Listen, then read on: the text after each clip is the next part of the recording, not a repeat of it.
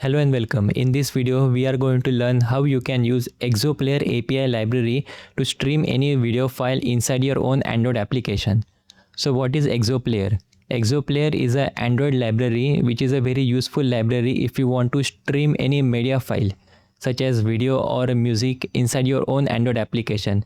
In fact, not just for streaming, you can use ExoPlayer library to play any media file inside your own Android application. Now, why we use ExoPlayer API library in Android instead of the native Media Player API? The reason is very simple. The encoding and decoding of any media file, whether that be video file or audio file, the encoding and decoding process is slightly complicated. Now that is when ExoPlayer API library is useful, because ExoPlayer library simplifies everything and all you have to do is simply add the video URL inside the ExoPlayer library, and then ExoPlayer library manage all the encoding and decoding for you, and it displays the video inside your own Android application. So with that said, let's get started with our video and open the Android Studio. Now open the Android Studio, and the first thing you have to do is add the ExoPlayer dependencies inside your own Android project. Now here I have already made a simple demo app to show the ExoPlayer. So to add the ExoPlayer dependencies, first go to the build.gradle file on your app module. So this is how build.gradle file in your app module looks like, and inside the build.gradle file, go to the dependencies section and add the ExoPlayer libraries. Now you can get these API libraries from the official Android documentation website. This is the official documentation of ExoPlayer library for Android, and you can scroll down to the ExoPlayer dependencies. Simply copy paste these dependencies and then copy paste it into Android Gradle file here, and then perform the Gradle sync. And then after performing the Gradle sync, now the next step is to open the Android manifest.xml. Inside Android manifest.xml, first you have to add the internet permission because we are streaming the video, that's why. And at the same time you have to add other permissions such as read external storage and read media file, audio and video, etc, because we are also reading the video file from the local storage of a device. Now depending on use case, you can use any, but here I am using both the permission, internet as well as the local storage permission, because demo application we will stream the media file as well as open the file from the local device storage. Now next step is let's open the main activity file in Android app project, which is the main activity.kt file. So for the ExoPlayer, we have to understand three important concepts here before implementing it. First is the ExoPlayer, second is the MediaItem, and the third is the PlayerView. ExoPlayer, what is the ExoPlayer? ExoPlayer is simply a media engine which will encode and decode a video under the hood. So first let's initialize the ExoPlayer. To initialize the ExoPlayer, I will create a variable ExoPlayer, and then inside the onCreate event of the app, we will initialize ExoPlayer by ExoPlayer.builder, add context and then add .build. This will initialize the ExoPlayer.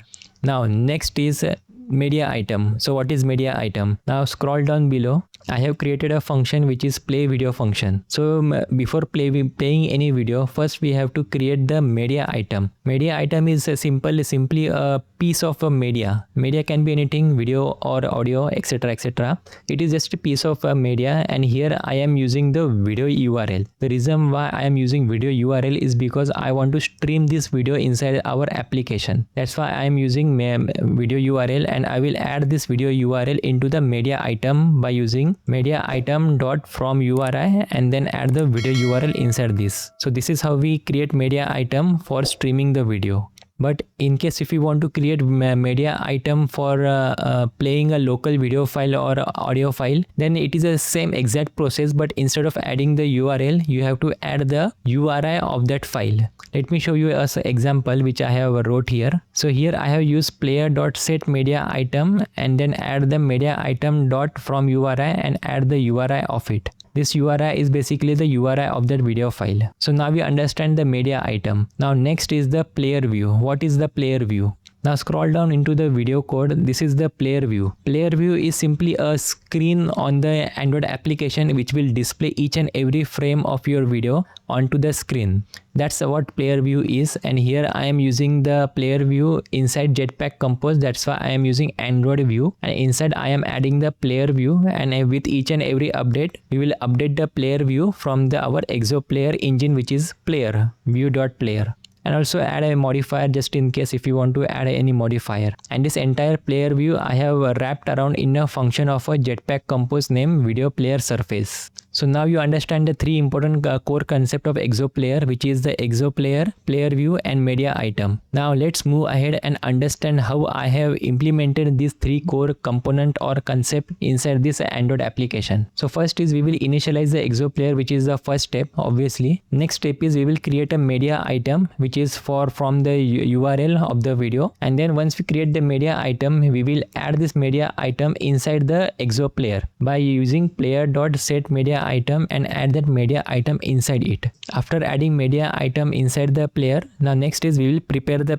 player by calling .player.prepare, and then once player is prepared, then next is we will use player.play to start playing the video, which means this will start streaming the video. So these three lines is all you need to add the MediaItem inside the player and start playing the video. So this is how you stream the video file using the ExoPlayer. But what if you want to run the video file which is stored on your local storage of Android device? The procedure is exactly same, but instead of using the video URL, here we will add the video file URI instead of URL. Now URI is a universal resource identifier which is very common in Android operating system. Let me show you the code. So this is the code for it. So if you want to open a video file which is stored on your local storage of Android device, we will first create a file picker launcher, and then we will get the URI of that video file. Once we get the URI of that video file, all you have to do is create a MediaItem, which is MediaItem.fromURI, and then add that URI into it.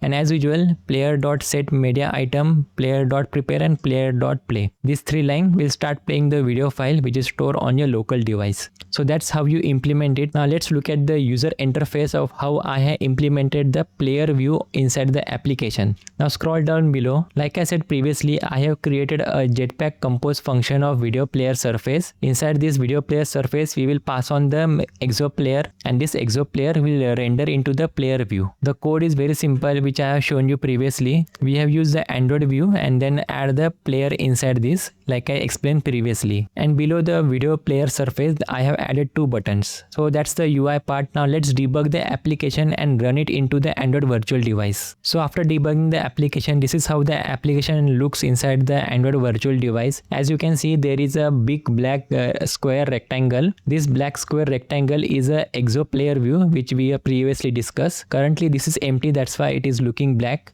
And below there are two buttons, which is play from URL and play from file. As soon as I click on play from URL, after clicking on the button, it will take 2 or 3 seconds to start streaming. And as soon as it loads the video, as you can see now it is started the streaming. And there is an entire UI of play button, pause button, rewind, fast forward, etc, etc. And there is a seek bar here too. You can fast forward any video using the seek bar. So this is how you stream the video URL. But what if you want to simply open the video file store on Android device? Now let me show you. We will pause this video and I will click on the play from file. Inside play from file, I have already stored the video file on the local device. I will click on this video file and I will click on the open. Now as you can see, the same video is playing, but instead of streaming, it is playing from the local storage of Android device. So this is how you use ExoPlayer library to stream any media file or play any media file inside your own Android application. It is very simple and easy to use. Now if you want the source code of this entire demo application, it is available on my GitHub repository. The link to it is given in the description below of this video. So I hope you get value out of this video, and if you get value out of this, like, share and subscribe with everyone. With that said, have a nice day. Bye bye. See you in the next video.